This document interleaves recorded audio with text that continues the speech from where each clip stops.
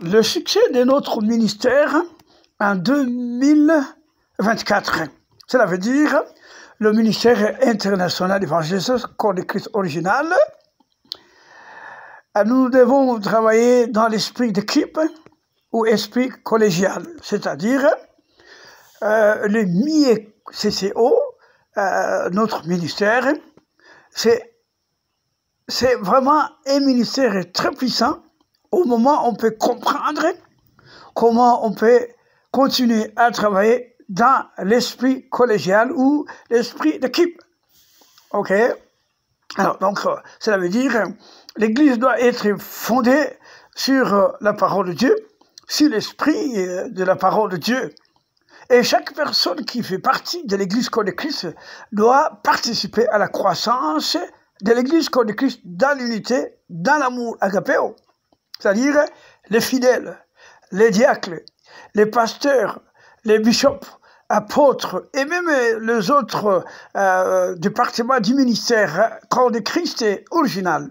Alors, c'est ça le succès de notre croissance rapide pour l'année 2024. Alors, nous devons éviter de travailler dans l'esprit de dispute. On doit aussi éviter de travailler, évidemment, dans l'esprit d'égocentrisme, c'est-à-dire égoïsme. On doit aussi éviter, ce que j'ai l'habitude de dire, l'esprit d'individualisme. L'union fait la force. L'union fait la force. Vous savez, quand vous avez une guitare, vous avez 6 cordes. Quand vous allez cordes, les sons changent. Ça ne peut plus donner encore l'harmonie de la musique parce qu'il y a des cordes qui sont enlevées. Vous savez, c'est une grande force dans les ministères Corps de Christ de travail, dans l'unité, dans l'amour, l'esprit d'ensemble, l'esprit d'équipe, l'esprit de travailler comme la première église des apôtres depuis Jérusalem. Ils travaillaient d'un commun accord. C'est écrit dans Actes chapitre 2. Vous descendez vers la fin, vous allez voir là où c'est écrit. Ils travaillaient ensemble. Ils partageaient tout ensemble. Il n'y avait pas un indigent. Parce qu'il y avait l'amour agapé qui a été semé par la descente du Saint-Esprit le jour de la Pentecôte. Alors on a besoin de la sagesse.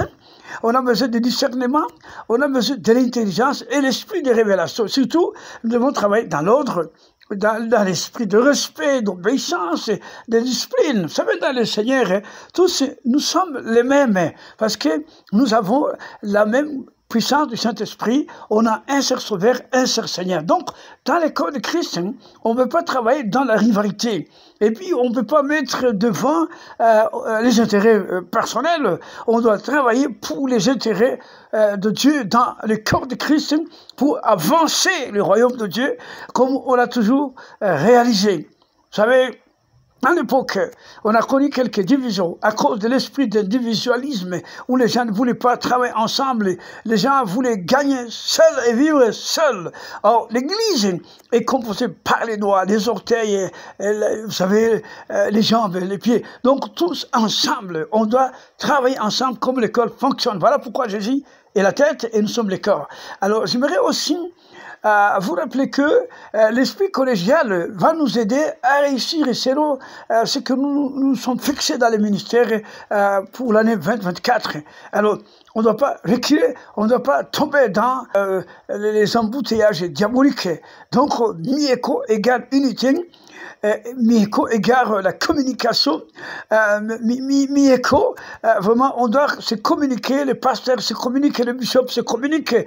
Le corps doit se communiquer comme le sang circule et les nerfs dans les corps. Alors, donc, il ne faut pas croire que toi seul tu vas avancer. Il ne faut pas croire que toi seul tu vas arriver à des grandes choses. Ensemble, nous allons avancer. Vous savez ça? Donc, en anglais, donc c'est clair. Together we can move. Together we can build. Si nous sommes ensemble, on peut construire des églises, des projets extraordinaires au sein du ministère. Nous devons être unis. Vous savez, j'ai toujours donné l'exemple des Israéliens. Dans l'unité, l'Israël se bat avec plus de 5 pays qui l'entourent, parce que tous travaillent ensemble et transportent les fardons d'Israël. Vous savez, donc on doit être comme les lions. Les lions ne marchent jamais seuls, ils marchent avec toute sa famille.